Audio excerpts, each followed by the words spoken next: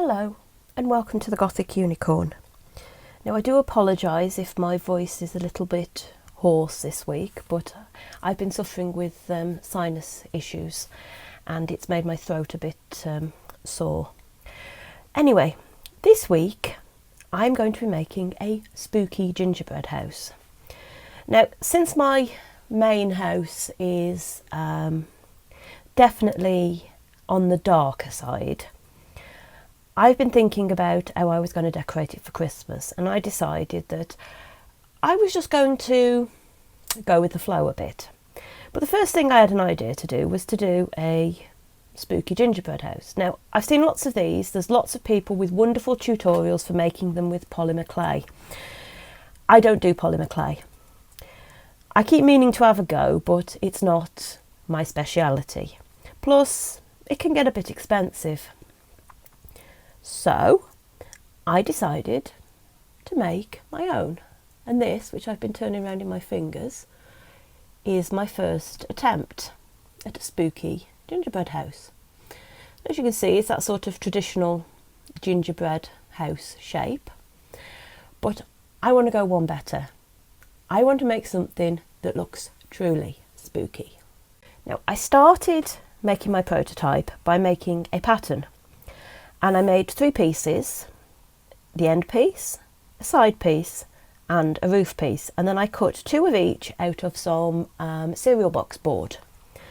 Just that thickness of cardboard, the stuff that everybody throws into the recycling every day. And then I stuck those onto a base of the same cardstock and decorated it. It was as simple as that. But to make a more complicated spooky house, I started with some graph paper. Now, this is a bit on the small side and it is only drawn in pencil, so hopefully you can see it, that I've got my pieces, because I figured out that I wanted a house with a tower.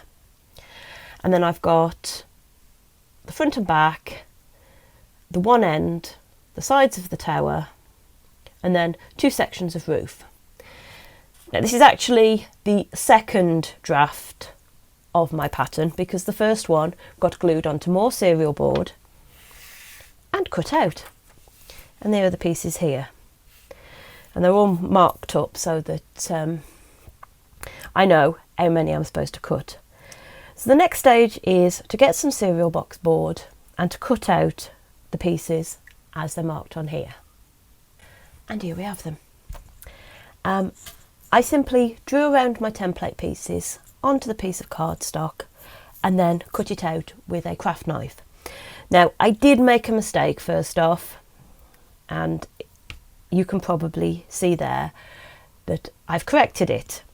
I cut 2 pieces the same, forgetting that this is only single-sided as far as I'm concerned, and I'm not bothered about the inside not looking nice, because nobody's going to see it. But it did mean that I was going to have a coloured side, which would be harder to decorate. So I simply turned my pattern piece over and did a mirror image. Now I'm going to start off by colouring these to make it look like gingerbread. I didn't, when I did my previous one, when I did this prototype, I coloured it once it was glued together, and I did have a little bit of problems with getting the coverage that I wanted, where there was little bits of glue that had escaped my clearing up. So I'm going to start off by colouring them with 2 alcohol markers in burnt orange and ginger. Now, alcohol markers are great because the ink mixes really well and you get a really nice coverage, especially on smaller pieces like these. It's a bit harder on bigger pieces, but I never quite got the hang of that, but I've got them, so I use them for miniatures now. So I'm going to start off by colouring these. So I've given the pieces several coats of both colour, which has got me a colour that is sort of approaching gingerbread. Now, I know it's not perfect, but I don't go for perfection in miniature. I want this to sort of look a bit rough around the edges. It's not going to be a perfect piece because I want it to look like some of my little people have made it. I've also coloured another piece with some grey, which is just going to be the base that I start gluing these onto.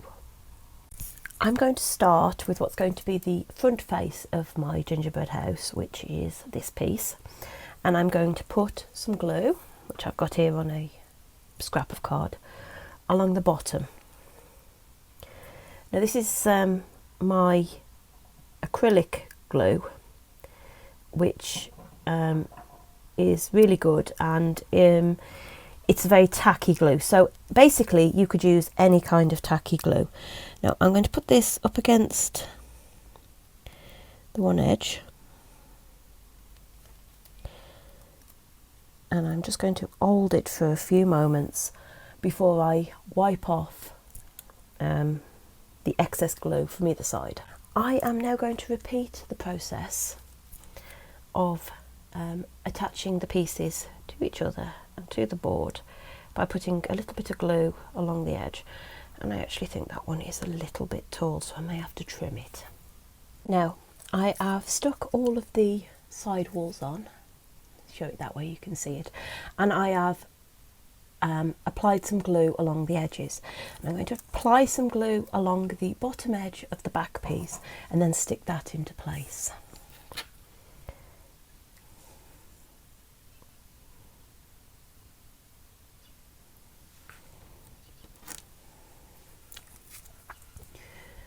Let's see if I can do this.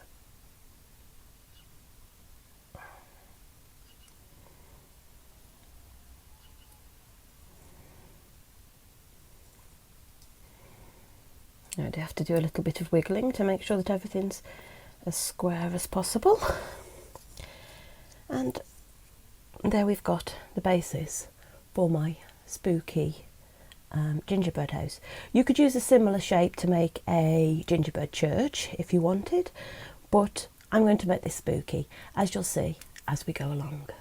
Now I have finished sticking the house together. I put the roof on, and what I've done is I've cut down the base that I stuck it to, because I'm going to make a slightly more complex base, but I just wanted a little bit of that showing.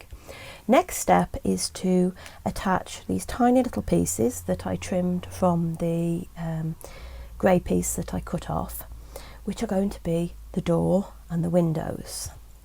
All I'm doing to stick my windows on is just taking a little tiny dot of glue on the end of my cocktail stick and putting it where I want the window to go. In this case I want a window to go on the side of the tower up here. Then, without completely wiping all the glue off, I still want a little bit of sticky. I am picking up my pieces and I'm putting them down, and then by rolling I can remove the piece, and then very, very carefully, and using the clean end of my cocktail stick, I just remove any residue, and then I've got, in this case, a little round window.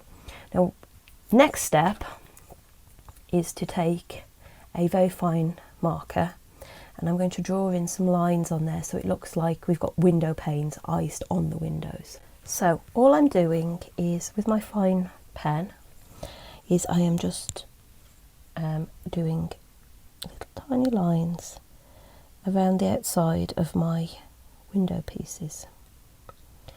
Now I'm actually turning the piece rather than moving my hand, because this actually makes it a bit easier. And then I'm just doing a very simple cross through the middle, and as you can hopefully now see, I've got what look more like windows on my gingerbread house. What I've now done with the windows complete is to start working on the base, which is also going to be decorated in a spooky fashion. And I have stuck another couple of layers of cereal box card underneath the actual gingerbread house, and then I've stuck it onto another couple of layers, which is going to make the bigger base, which I'm going to sort of round off the corners and make a bit more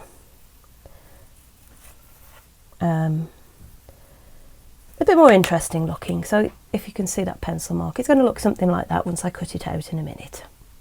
The gingerbread house has actually come on quite a bit since I filmed the last clip, in that I've added a spooky little tree, which is just made out of some bits of jewellery wire.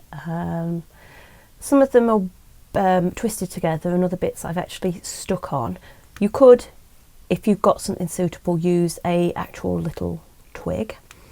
And then I've also added a little graveyard in front. And I've also started adding some snow, because this is actually going to be a Christmas decoration.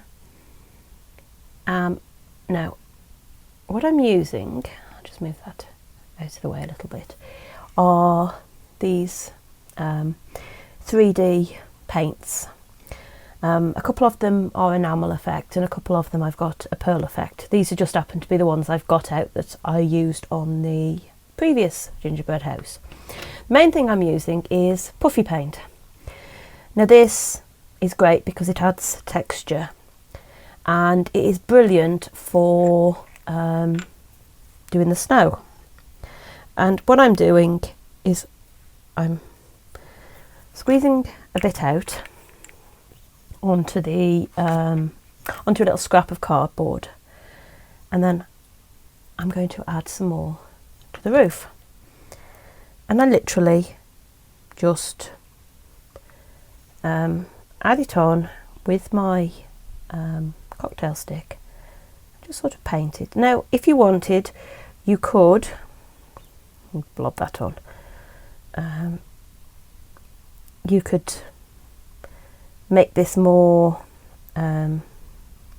more detailed than I have, but like I did on the previous gingerbread house, where I used the white puffy paint to replicate the icing shingles that you might put on a gingerbread house.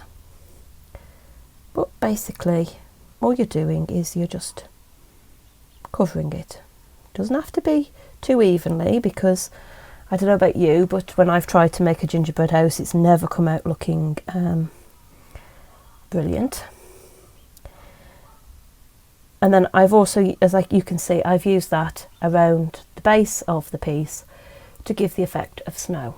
As you can see, I finished adding that puffy paint to the front, and I've also added a bit to the tree, so it looks like that is coated in snow. I might add a little bit to that bit of a bend in there, just because sometimes you do get snow sitting somewhere like that as well. And that's snow added. Now, as you might be able to see, I've added a little tiny red wreath using the end of my cocktail stick, and I think I'm going to maybe add some fake Christmas lights along the front, but I can't do that until the snow dries. So I let my snow dry overnight, and then this morning I've added a little bit more to the roof, and particularly to the ground, and then I've added my Christmas lights, which don't look much like Christmas lights, but actually I think they more resemble those gummy sweets that you quite often use on a gingerbread house. And I've just put a row of them across the roof, because this is supposed to be spooky, not absolutely cutesy Christmas. So I think I've done with my little miniature spooky gingerbread house. I've added a little fence around the front, and I've added some more of the puffy paint to simulate snow, or as it would be on a gingerbread house, some kind of icing. I've also added a little bit of a fun touch as far as I'm concerned, in that I've made the path glossy. So it looks like the cleared path has been iced over, possibly on purpose, who knows, in this spooky little world. But there it is, my spooky little gingerbread house. And I'll also bring back my original gingerbread house, so you can see that I've gone from the sort of basic gingerbread house idea to something far more fantastical. Now I'm going to try and find a way that I can share my patterns with you. So when I figure that out, I will add it to the description box below. But I hope you've liked this video and will consider subscribing for more from the Gothic Unicorn. Bye!